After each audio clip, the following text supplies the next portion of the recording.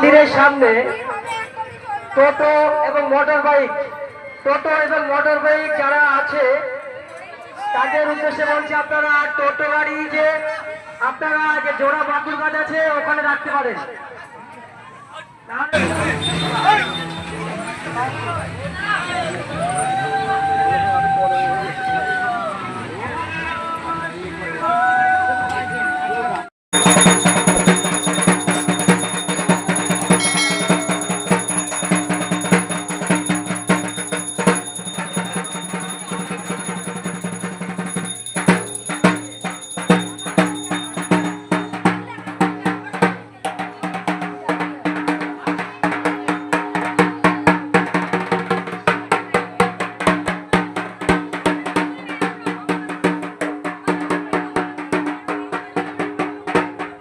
যদি এখনও আমাদের খবরের দর্পণ চ্যানেলটি সাবস্ক্রাইব না করে থাকেন তাহলে এখনই সাবস্ক্রাইব করুন, সঙ্গে বেল বাটনটি ক্লিক করুন আর পেয়ে যান সব খবরের দ্রুত ভিডিও আপডেট।